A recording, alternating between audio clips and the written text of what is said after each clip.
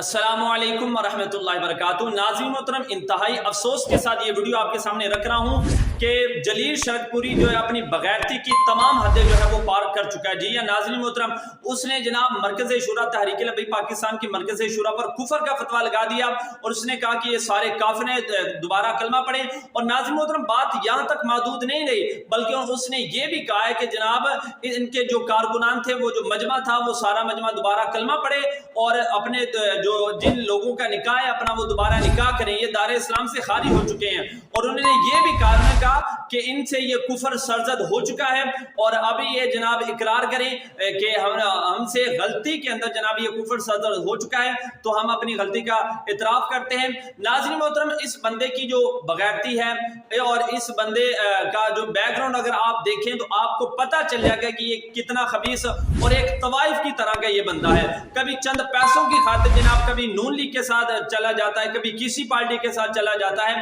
اور اب جو ہے چند ٹکوں کی خاطر جناب تحریک لبیک پاکستان پر اس نے بھونکنا جو ہے وہ شروع کر دیا ہے۔ ناظرین محترم، ابھی آپ کے سامنے اس کا میں ایک کلپ رکھتا ہوں، آپ خود جو ہے ملاحظہ فرمانے، اگر میں کچھ اور باتیں کروں گا تو زیادہ سختی ہو جائے گی، آپ خود جو ہے اس کی بغیرتی اسی کی زبان سے جو ہے وہ سن لیں۔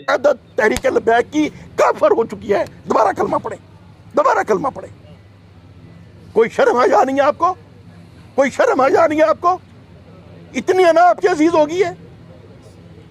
بہرحال اللہ تعالیٰ نے ہدایت دے، ہمارے بھائی ہیں، ہمیں محبت ہے ان سے، اسی لیے ہم کہتے ہیں کہ توبہ کر کے اللہ کے قبر میں جانے سے پہلے دوبارہ مسلمان ہوں اور اپنا نکاح دوبارہ پڑھ لیں۔ اور وہ ہزاروں مجمع جن کو آپ نے گمراہ کیا اپنے علم کے جھانسے میں، ان بے سمجھوں کو بھی سمجھائیں کہ توبہ کریں۔